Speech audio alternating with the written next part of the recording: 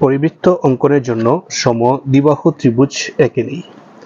সমদ্বিবাহু ত্রিভুজ আঁকার জন্য ভূমি বাহু হিসাবে 4 সেন্টিমিটার এবং সমান সমান বাহু হিসাবে দ্বিতীয় বাহু 3 সেন্টিমিটার নেই।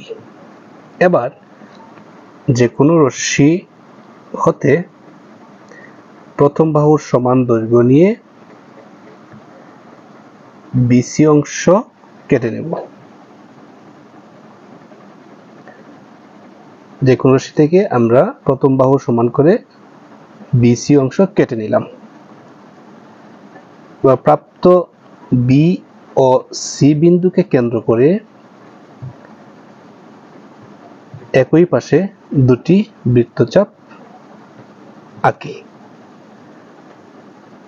বৃত্তচাপদ্বয় এ বিন্দুতে মিলিত হয়। আমরা মিলিত বিন্দু দুটিকে বি ও সির সাথে যুক্ত করে নিলাম। পেয়ে গেলাম এ বি সি নির্দিষ্ট ত্রিভুজ। এবার ত্রিভুজটির পরিবৃত্ত অঙ্কনের জন্য পরিকেন্দ্র নির্ণয় করতে হবে এবং পরিকেন্দ্র আমরা জানি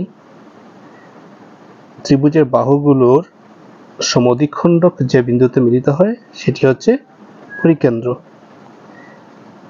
এখন আমরা এসি বাহুর সমদ্বিখণ্ডক আঁকার জন্য সি এবং এ বিন্দুকে কেন্দ্র করে এসি বাহুর অর্ধেকের দৈর্ঘ্যের বেশি দৈর্ঘ্য নিয়ে দুটি এসি বাহুর উভয় পাশে দুটি বৃত্তচাপ আঁকলাম। একইভাবে এবি এর লম্ব দ্বিখণ্ডক আঁকার জন্য এবি বাহুর অর্ধেকের বেশি দৈর্ঘ্য নিয়ে উভয় পাশে দুটি বৃত্তচাপ আঁকলাম এবং বিসি বাহুর ক্ষেত্রেও একই কাজ করলাম।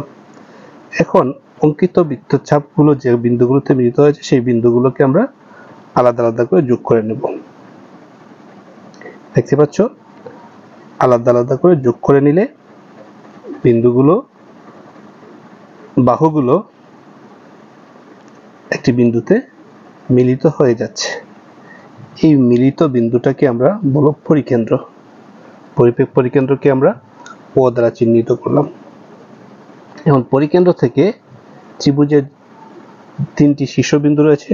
যে কোনো একটি শীর্ষবিন্দুর দৈর্ঘ্য পর্যন্ত যদি আমরা নিয়ে নিই, যেটাকে আমরা পরিব্যাসার্ধ বলি, সেই পরিব্যাসার্ধের সমান দৈর্ঘ্য নিয়ে বৃত্ত অঙ্কন করলেই নির্দিষ্ট ত্রিভুজটির পরিবৃত্ত পেয়ে যায়।